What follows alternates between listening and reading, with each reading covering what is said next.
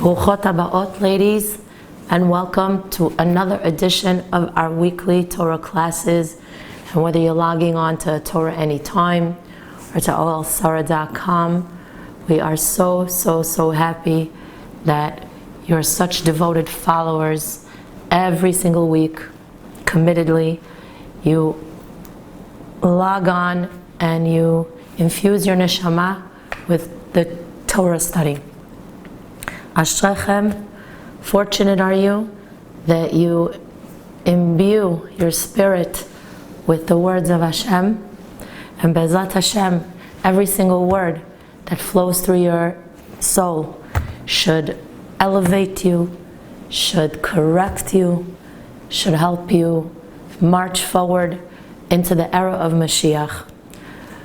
Please forgive me, I have had a very bad cold for a while now, and it's affected my throat, and I took a few days off in order to help clear the congestion. So this is already good. So please forgive me. I'm going to do my best to give this shiur over. We have a lot of work to do. This week's parasha is Korach. Korach was Moshe Rabbeinu alav shalom's first cousin on his father's side. Moshe Rabbeinu's father, Amram, and Korach's father, Yitzhar, they were brothers. Anyhow, Korach rebelled against his cousin Moshe. But if your cousin is Moshe Rabbeinu, you better be careful, because most likely you won't be the victor of that challenge. And in Korach's case, he lost. The ground opened up and swallowed Korach, his children, and all his followers. So today we're going to learn the story of Korach through the eyes of Rabbeinu Bachya alav shalom. He's bothered by a few things concerning this episode. His first question is, Moshe Rabbeinu was the ultimate defender of Am Yisrael. For example, when the Jewish people worshiped a golden calf, one of the worst averot that an Am could commit, and especially that they did it immediately following their exodus from Egypt, HaKadosh Baruch Hu wanted to destroy the Jewish people and begin again through Moshe Rabbeinu. But Moshe Rabbeinu defended the people. He told God that if he eradicates Am Yisrael, he should erase his name from the holy books. Moshe Rabbeinu said, the day their career ends is the day that my career ends as well. And he davened and he beseeched Hashem that he should forgive them. He even went back up to Shamayim and was there for another 40 days and 40 nights. And it was there that he made a deal with HaKadosh Baruch Hu, and HaKadosh Baruch Hu agreed to forgive them. Salachti. That's one example of Moshe Rabbeinu's desire to always defend the Jewish people. Another example is when Moshe Rabbeinu sent the Meraglim to scout out Eretz Yisrael. And they returned with a malignant report that caused the entire nation to panic, to cry, and to complain unnecessarily. HaKadosh Baruch Hu was angered by this, and once again, he threatened to destroy the Jewish people in 1 second. But Moshe Rabbeinu came to the rescue again, and he recited the 13 attributes of mercy of Hashem in order to arouse his compassion. And as a result, again, God's anger was kindled, and he forgave the Jewish people. So we see that Moshe Rabbeinu was our greatest defender, although he knew that we committed the worst crimes. And here with Korach, it was different. Moshe Rabbeinu did not defend Korach to Hashem. On the contrary, he prayed to Hashem saying, please, Borei Olam, kill them all. Make sure they all die in an unnatural way. Actually, the Pasuk says, Ve'im bria yiva Hashem. God, please create a creation, ufatzta ha'adama et piha, and let the ground open its mouth, ubal'a otam, ve'et kol asher lahem, and may the ground open up, and it should swallow them up, and all that belongs to them. Vayirdu chaim she'ola, and they should go down to the abyss alive. Wow. Mashiach Kadosh Alav Shalom explains that Moshe Rabbeinu was asking that the ground that was created during the 6 days of creation should do the unnatural. It should open itself up and swallow them all up, whole and alive.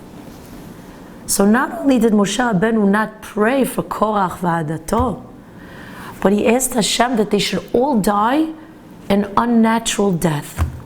So Rabbeinu Bachya asks, well, what happened to Moshe Rabbeinu? He's supposed to be Bnei Yisrael's #1 defender. Could it be that Korach's actions were worse than the terrible sin of the Egel?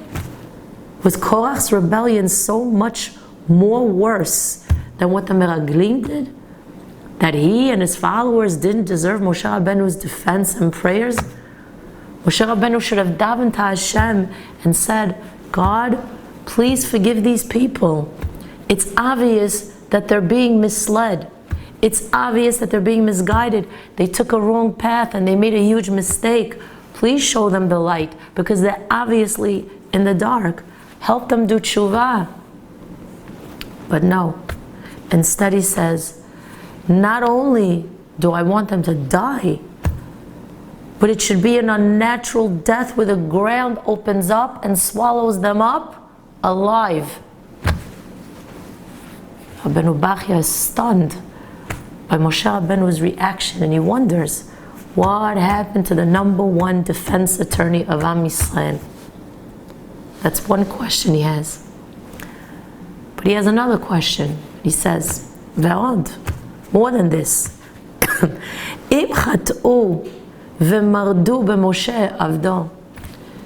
If they sinned and rebelled against God's loyal servant Moshe, and they didn't deserve that Moshe should daven on their behalf, v'hem ha'mesavevim la'atzmam kol ha'onesh hazeh, and even though really they're the ones who brought this punishment upon themselves because of their terrible behavior and actions, machat u'aktanim, what did the little children do to deserve this punishment? Children are innocent.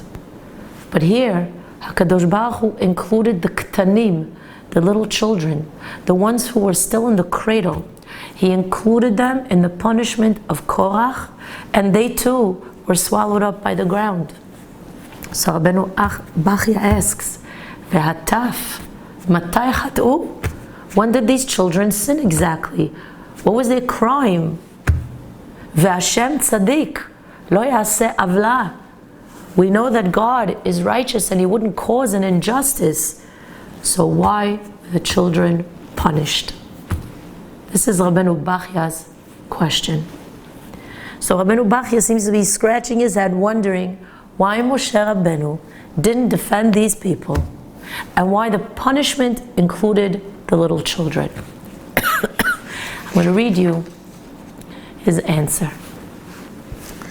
He says, Ve'omnam, however, im bikashnu la'alom parasha zu b'derech ha'pshat, if we would try to explain this episode according to the pshat, the way it's written, yakshe alenu kol zot, it would be very, very difficult for us to interpret what happened here, black and white, and we'd have 1,000,001 questions. Aval אי אפשר להולמה אם בדרך הקבלה הנאמנה. That's unbelievable. Rabbeinu Bachya is saying that there's no way to understand this episode other than through the prism of Kabbalah. If we try to figure it out through the simple pshat, we're going to have great difficulty. we'll have many questions and we're going to run into many dead ends. But once we delve into the Kabbalah, then a new story emerges and we could try to make sense of what really took place over here. So we'll begin with what the Gemara of Sanhedrin informs us regarding this story. When Korach and his entourage first approached Moshe Rabbeinu, they did so as a mob, and they had claims against Moshe Rabbeinu.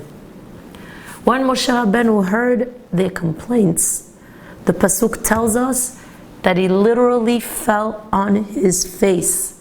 Vaipol al panav. He was so shocked that he fell to the ground with his head down. So the Gemara wants to know, what did they tell him? What was their complaint that caused him to react in this way? And the Gemara answers, what did he hear that was so hurtful and shocking? They suspected Moshe Rabbeinu of committing adultery. Wow. I mean, we learned that their complaint was that Moshe Rabbeinu put himself and the immediate family in leadership positions, and that they claimed this was not fair.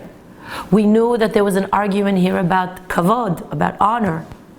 But the Gemara says that these people threw the dirtiest allegations at Moshe Rabbeinu.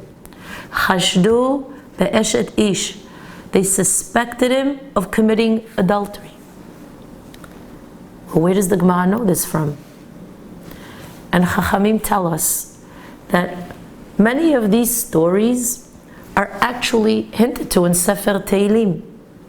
This particular story, in Perek Kuf Vav 106 of Sefer Tehillim, where David HaMelech Alav Shalom reviews this entire episode.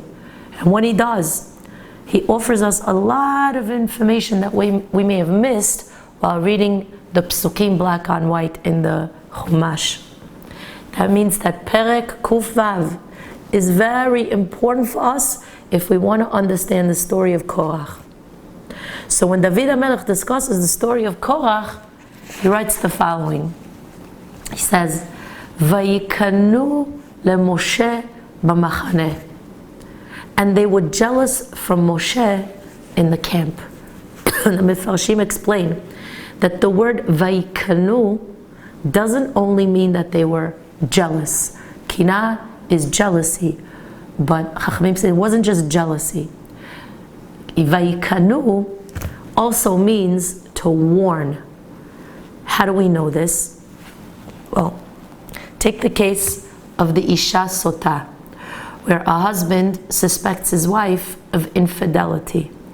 The law states that the husband must warn his wife not to seclude herself with the man that he suspects her of being intimate with. V'kineh et ishto is to warn his wife. So in the pasuk in Parashat Korach, we're told, Vayikanu beMoshe b'machaneh. Korach and his followers began warning their wives not to get involved with Moshe Rabbeinu. When Moshe Rabbeinu heard what they were accusing him of, Vaipol al panav. I couldn't believe it. How could these people have suspected the greatest Navi who ever lived of committing adultery? I mean, Moshe Rabbeinu was so kadosh, he was so holy, that he wasn't even able to live with his own wife. He had to separate himself from her, from the level of his kedusha. Think about it. Could Moshe Rabbeinu commit the sin of Eshet Ish, but then have a conversation with God? I mean, if God is communicating with Moshe so clearly and so vividly, it must mean that Moshe is a holy man. If he was committing the sin of adultery, would God talk to him? So what's going on over here?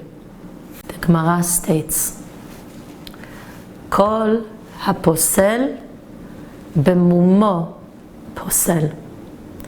Anybody who has something derogatory to say about his friend, anybody who has a complaint against his friend, it's because he actually suffers from that same derogatory trait.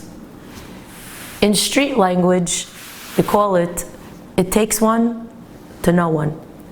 People tend to project their own weaknesses onto others. I remember once hearing somebody saying about somebody, with that person, I feel like I'm always walking on eggshells. Really? That means that people around you are probably walking on eggshells when it concerns you. So according to this Gemara, think about it. If Korach accused Moshe Rabbeinu of committing adultery, what does that mean? It means that Korach himself was guilty of adultery. That's what we learned from this Gemara. Whatever you accuse somebody of, whatever your complaints are about somebody, about your friend, that's exactly what your deficiencies and weaknesses are.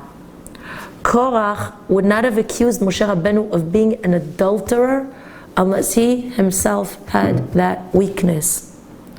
Now that's very interesting. If you look through the entire Torah and the entire Gemara, nowhere does it state that Korach committed the sin of Eshet Ish.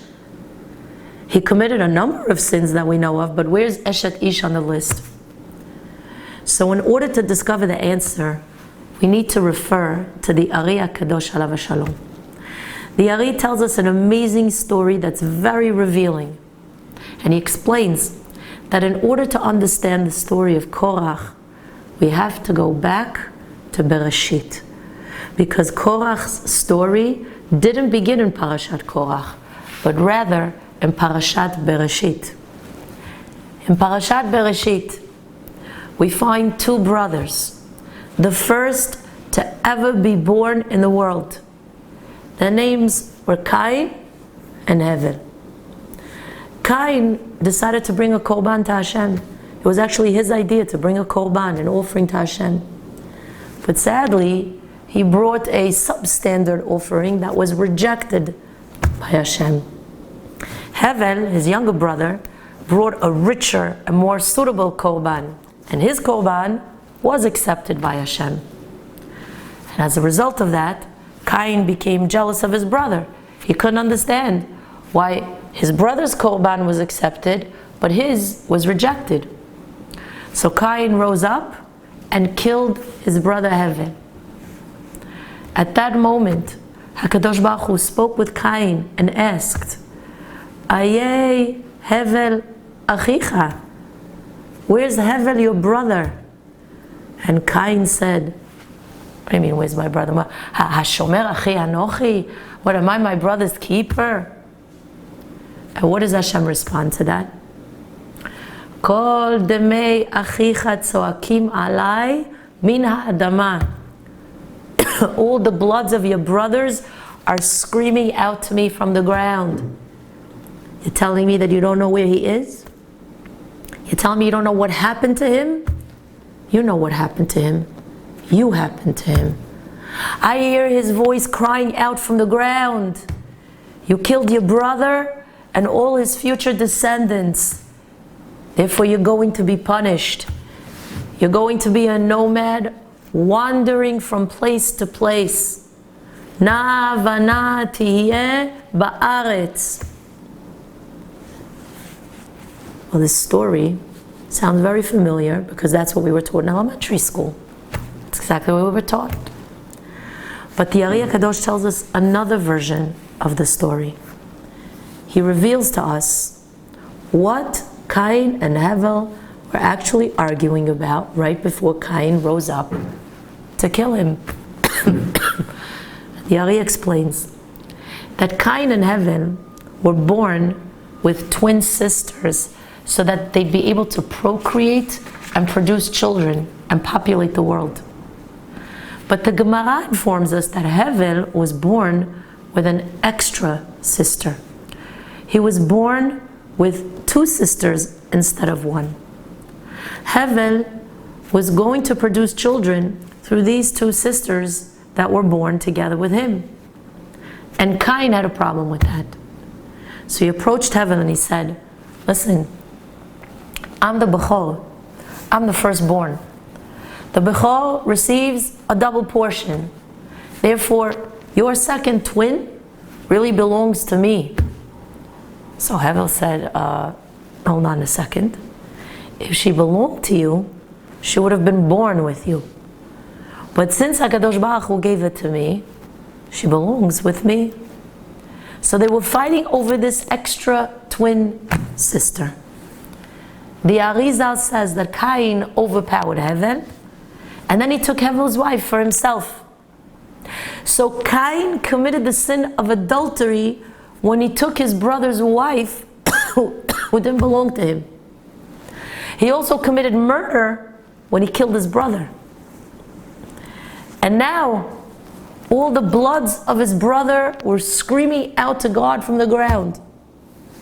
So as a punishment, not only does Cain become a wanderer, but Hashem says, Shivatayim yukam Cain. Your punishment is going to last for 7 generations. If you count 7 generations from Adam HaRishon, you arrive at a fellow named Lemech. Lemech was a hunter who at the end of his life went blind, and he used to take his son on the hunting expeditions so that his son could be his eyes. And Lemech was actually a very sharp shooter. One day he was hunting and his son was directing him as usual, and when Lemech shot an arrow, he realized that it wasn't an animal that he shot. It was Cain that he shot. Look how precise God is. He said that within 7 generations Cain would die, and that's exactly what happened. But notice the language in the pasuk. It's Shivatayim. That's a strange way of saying the 7th generation. Chachamim explain that Shivatayim sounds like 7, 2 times, like the word pa'amayim, which means twice. So Shivatayim is the 7th generation 2 times, meaning in 2 series. Now, we know what happened in the first part of the 7th generation. Cain died. That was his Tikkun. But there's another 7 generations. When did that happen? You see, according to the Yari HaKadosh, the world had 2 beginnings. One was the creation and the beginning of the world. But the world began a second time with the birth of Avraham Avinu alav shalom. That's what it says in creation. Ele toledot hashamayim v'haaretz behi bar'am. These are the generations of heaven and earth when God created. The word behi bar'am has the same letters as the name Avraham. So HaKadosh Baruch Hu reset the world, so to speak, with the birth of Avraham.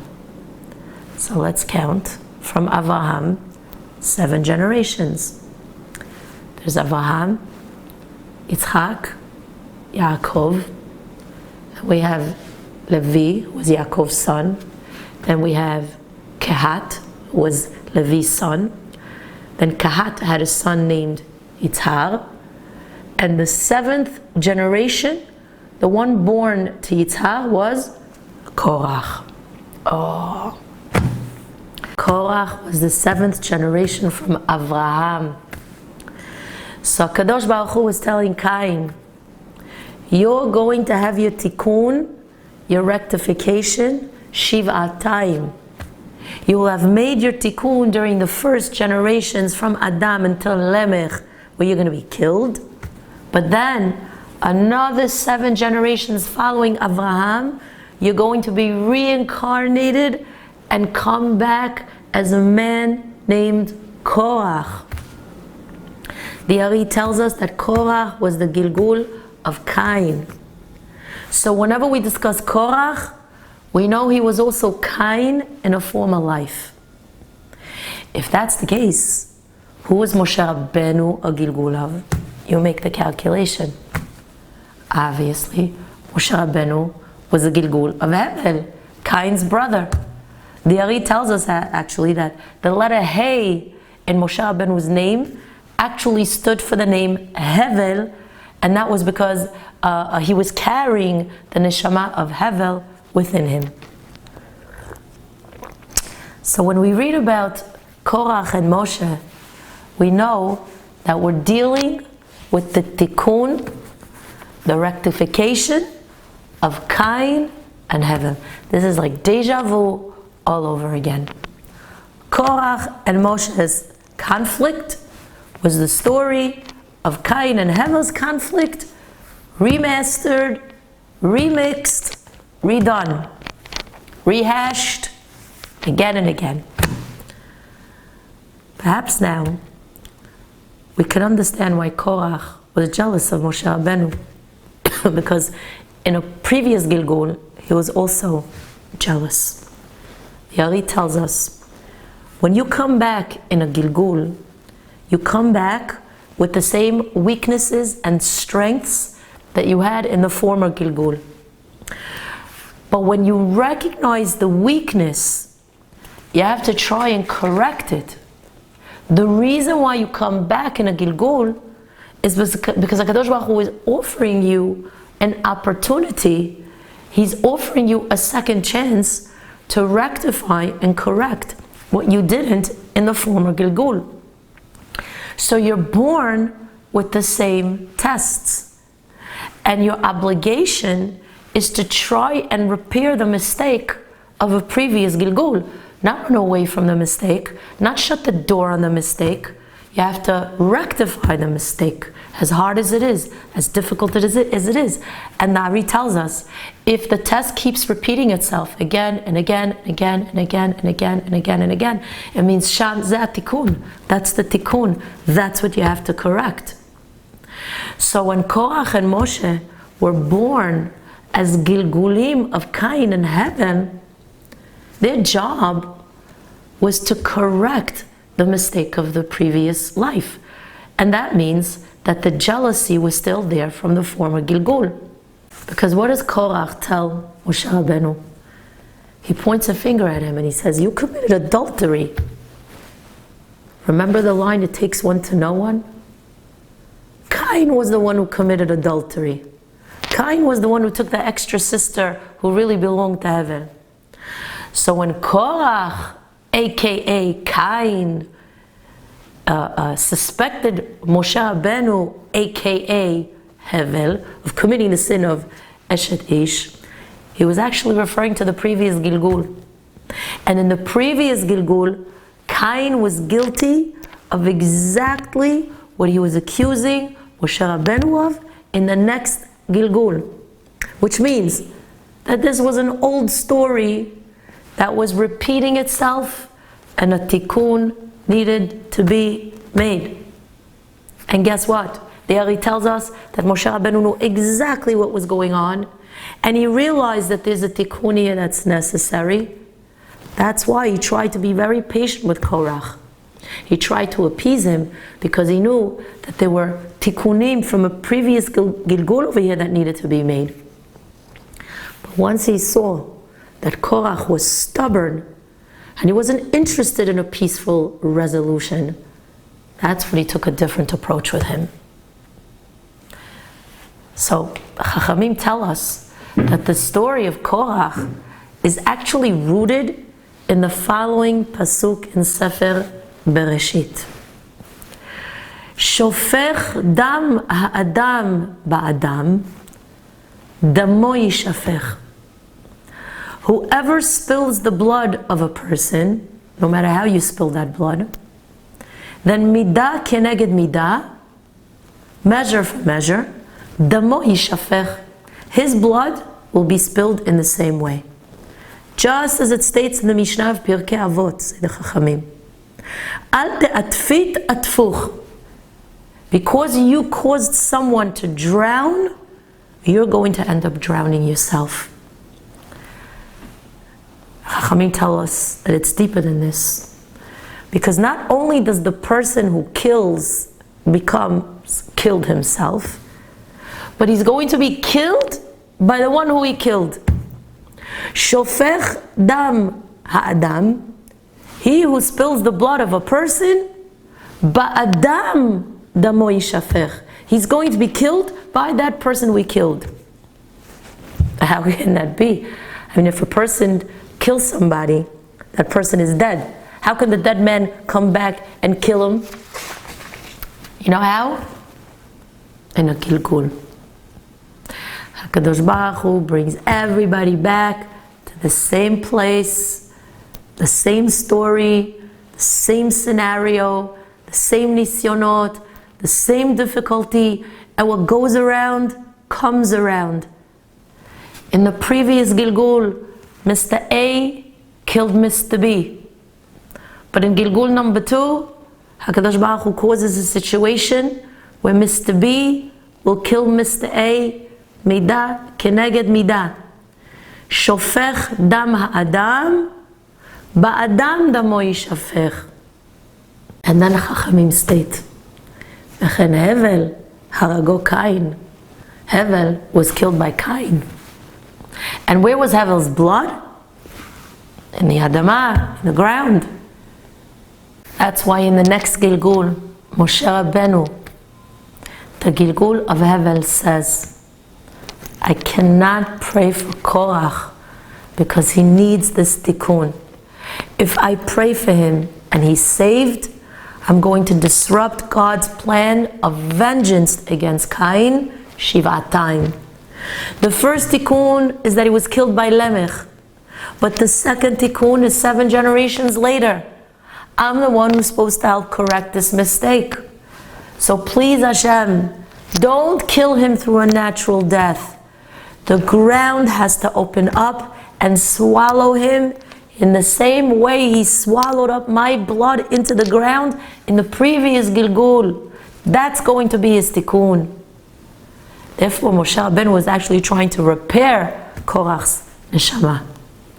What went around had to come around. And that's something that HaKadosh Baruch Hu hinted to Cain. When Hashem told Cain, Na vana tiyeh ba'aretz, you're going to be a wanderer in the land, what did Hashem imply when he used the word ba'aretz? Na vana tiyeh ba'aretz. Ba'aretz means in the land, but ba'aretz can also mean literally ba'aretz, in the land. You understand the difference? What happened to Korach? What happened to Korach? He was swallowed up by the aretz, but he didn't die. The Gemara says he's still alive in that aretz, in the Adamah, and every month on Rosh Chodesh you could see smoke coming out of a particular spot in the Sahara Desert, and that's where Korach and his followers were swallowed up. Now we don't know where that spot is, but there was a time where Eliyahu HaNavi Zachor Latov showed a certain rabbi where Korach and his followers are buried. That Rav saw into the ground. He saw how Korach is being roasted in Gehenna underneath the ground, being flipped over from one side to the next every Rosh Chodesh. And then he put his ear to the ground, this rabbi, and what did he hear? He heard Korach screaming out from underneath the ground, Moshe emet, v'torato emet. Moshe is the ultimate truth, and his Torah is the truth. We're told that every Rosh Chodesh, Korach is taken and he's flipped over in the fires of the bowels of Gehenna underneath that particular spot in the Adamah. Therefore, Kadosh Baruch Hu warned Cain and he said, you know what your end is going to be? Na vana tiyeh ba'aretz. There's going to come a day where you're going to end up in the ground. And you know what's going to be done to you? Na vanad. You're going to be moved from one side to the next, underneath the ground. Ba'aretz. So there was a hint to Cain's punishment in Sefer Bereshit. We see that his punishment, meaning in the next Gilgul. And if that's the case, we understand the secret over here. We understand the secret. But it doesn't explain why the children died and why Moshe didn't defend them. What did the children do? Let's see what Rabanit K tells us. I'm going to translate his words into English for you. He states the following. He says, I came to share some hints with you today concerning the episode of Korach. Listen to my words, and you may gain some wisdom. He writes, there were two famous generations of wicked people. The first generation was called Dor HaPalaga. These were the people who came along and waged a war and rebelled against God Himself. They constructed a tall tower so they could climb it and do battle against God. These were terrible people who HaKadosh Baruch Hu punished in severe ways. One of the ways they were punished was that Hashem switched their languages. Why is that so significant? Because there was 70 of them, many of them, tons of them. And if you're working together to construct a tower, you have to be able to understand each other. You tell them, can you please pass me the hammer? I'm going to need some screws. Please pass me the bolts. Where's the cement? But if every person is speaking another language, there's going to be a great miscommunication, and it's going to create a mess in the construction site. So because Hashem switched their languages, their plan failed. There was a big balagan going on over there. But what was the intention of this evil generation? The Pasuk in Bereshit tells us, Hava nivne lanu ir umigdal. Let us build a city and a tower. Verosho bashamayim. And let the top of the tower reach the heavens. V'na'aseh lanu shem. And by doing so, we're going to make a great name for ourselves. We're going to construct this tower and we're going to gain a lot of notoriety. And thus began their rebelliousness against God. This was the Dor HaPalaga. The second generation that was evil was that of Sodom. Rabanit K explains that the people of the Dor HaPalaga, they died, and they came back in a Gilgul as all of those evil people in Sodom. So the generation of Sodom was like a deja vu of Dor HaPalaga, and he proves it. How? Well, let's quickly review the story. If you remember, when Lot was in Sodom, the people of the city surrounded his house when they heard that he had guests who we know were the malachim, the angels. And the pasuk states, "Ve'anshei ha'ir, anshei Sodom, nishavu al habayit." And the men of the city, the men of Sodom, surrounded the house, Lot's house. Interesting. Why couldn't the pasuk just use the term anshei Sodom and that's it? Why does the pasuk have to tell us anshei ha'ir, anshei Sodom, the men of the city, the men of Sodom surrounded the house? Just say the men of Sodom surrounded the house. You know why? You know why it has to be said that way? Because who was the generation that built that city? Chachamim tell us the people of the Dor HaPalaga built that city. And in their generation, what did the pasuk state? Hava nivle lanu ir. Let us build for us a city. So the pasuk here concerning Sodom is telling us that the men who built this city in the previous generation, those Anshei Ha'ir, came back in a Gilgul as Anshei Sodom, as the people who are now in the generation of Sodom. And what happened to those men who surrounded Lot's house? The Malachim smote them and they turned blind. That's very nice. But what do Anshei Sodom, what do the evil people of Sodom have to do with Parashat Korach? What does that have to do with our parasha? And Rabanit K explains that Hashem wanted to give the evil people of Sodom another chance. So many years later, you're not going to believe this, the people of Sodom came back in a Gilgul as the people in Korach's rebellion.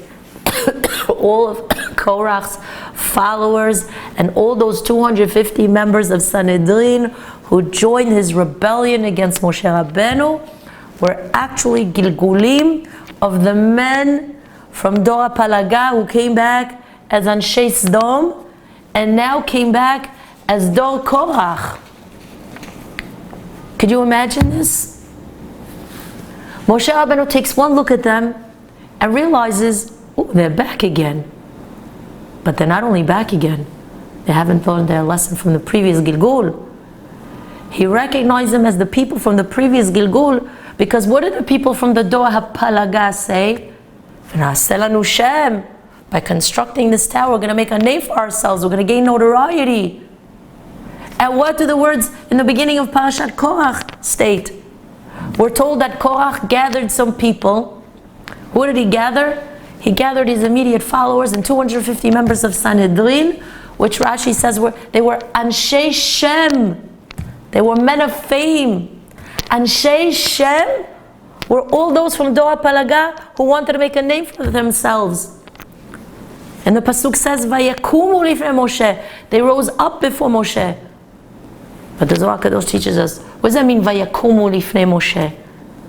Vayakumu lifnei Moshe means that these people were actually around before Moshe Rabbeinu's time. Vayakumu, they had already risen lifnei Moshe, before Moshe's time. These people were around during Doa Palaga and also during the generation of Sodom. I want to point something out.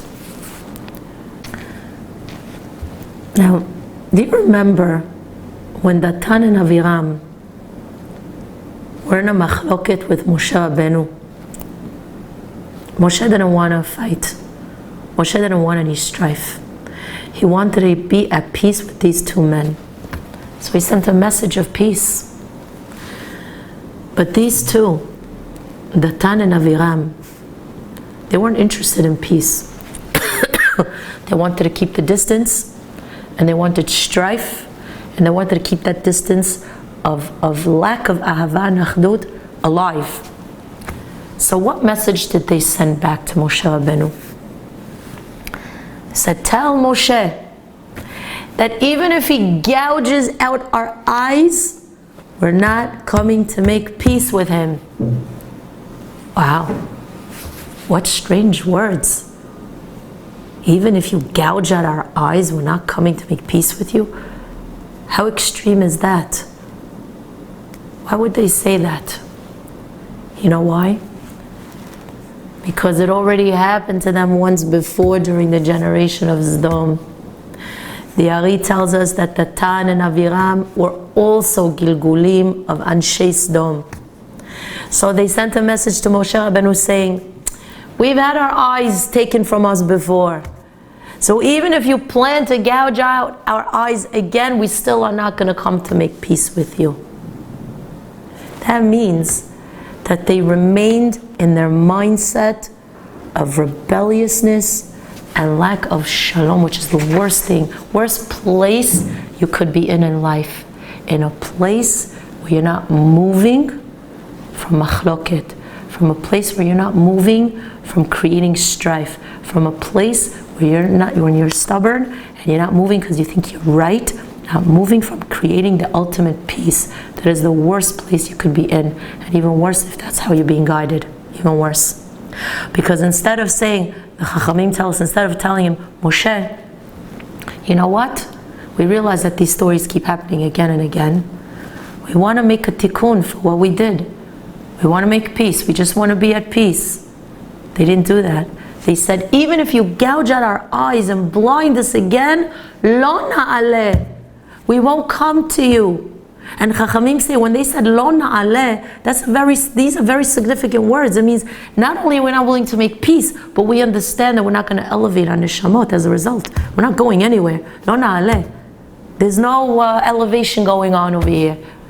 Oh, so Rabbeinu Bachya comments on this, and he presents us with a mashal. He says there was once a very merciful father whose son was an imbecile. The son wasn't so bright. So the son didn't behave properly. At first, the father rebuked the son. Warning, rebuked him. But when the son didn't listen, the second time, the father struck him, gave him a makkah. But when the son continued to act out, the third time already, the father gave up on him. He said, you know what? You're gangin. Weiter. You're going away. Says Rabbeinu Bachya, Hashem had mercy and Dor HaPalaga. That's the first time in the Mashal, the first generation of evildoers. The people of that generation, they didn't die, they were spared. Hashem punished them in different ways, but they remained alive. And that was Hashem's way of rebuking them, giving them an opportunity. But they didn't learn their lesson when they came back as Anshei Sodom. So the second time, HaKadosh Baruch Hu struck them and he destroyed the entire city of Sodom. But he decided to give them one more chance and brought them back as all those people involved in Korach's rebellion against Moshe Rabbeinu. So Moshe Rabbeinu was thinking, this is it, this is your last chance. This is your last chance, do the right thing. Says Rabbeinu Bachya, the reason why Moshe Rabbeinu didn't daven for them to be saved was because this was a very old story already. How many times can you pray for these people? They keep committing the same crimes again and again. Moshe Rabbeinu knew who these people were. Dor HaPalaga, Dor Sodom. Now you're coming again to rebel all over again through Korach v'adato? And enough is enough. Enough is enough. Moshe Rabbeinu was thinking, listen, God gave you so many chances. He gave you strike 3 and you're out. It's over for you. And then Rabbeinu Bachya writes, those children who perished together with Korach, who were they really? Who were they really? They too were Gilgulim of all those Rashaim from the previous generations. Those children weren't regular children. They were the Neshamot of the most rebellious and evil people from the previous Gilgulim. Borei Olam would never harm an innocent child or anyone who truly doesn't deserve it. So there are 2 ways we understand a Gilgul when it comes to the death of a child. One way we understand it is that the child only needed to be on this earth for a short amount of time in order to fulfill his Tikkun. Once he fulfilled his Tikkun, it's not necessary for him to remain here on earth any longer. He goes back to his original source, to where he originally came from and where he truly belongs. But another way we understand the death of little children is like the death of Korach's children. In other words, only HaKadosh Baruch Hu has the spiritual X-ray vision and knows who those children really are and who they were in a previous incarnation. Only God knows whose souls these little children carry and what kind of process they have to undergo in order to make their final tikkun. But I'll tell you what's frightening. What's frightening is that Rabbeinu Bachya explains that had the adults made the tikkun that needed to be made, it wouldn't have affected the little children and they would have been spared.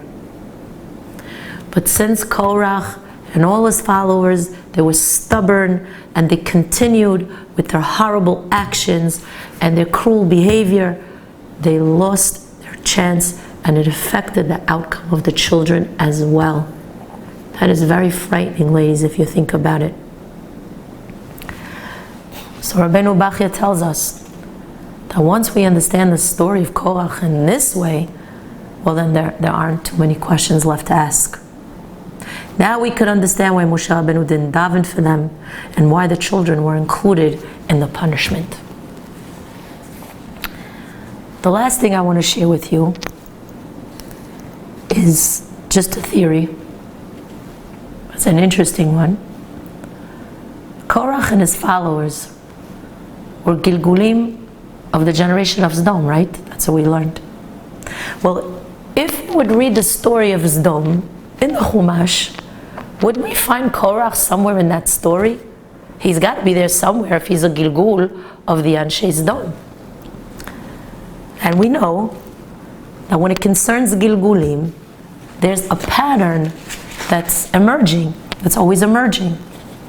So whatever happened in the previous Gilgul, most likely is taking place in the present Gilgul, and our job is to rectify Our job is to correct when we see patterns emerging, not run away. Sometimes you see that in the present Gilgul, there's a certain difficulty that keeps repeating itself. Most likely, these are patterns from a previous Gilgul that need to be worked on. The Ari says they need to be mended and they need to be rectified. If we don't repair the mistake, we're going to come back again and we're going to go through a similar circumstance in order to make the Tikkun. We just have to be careful that, like Korach, it shouldn't be too late. It shouldn't be too late. So if what we're saying is true, when we analyze the story of Sodom, we should see a sprinkle of the story of Korach in there somewhere. Well, if you remember the story of Sodom, there was a world war that broke out during that time. There were 4 kings doing battle against 5 kings. And who was leading one of the alliances? Pasuk says, Vayetze melech Sodom. The king of Sodom was involved. He was one of the kings. So the 4 kings and the 5 kings went out to do battle in a place called Emek Hasidim, the Valley of Sidim. The Torah Kedusha tells us about the place where the battle took place. Rashi HaKadosh Alav Shalom tells us that this Valley of Sidim was filled with sinkholes, like with spots that were actually quicksand. What happened? The king of Sodom was running away during battle and he got stuck in the quicksand.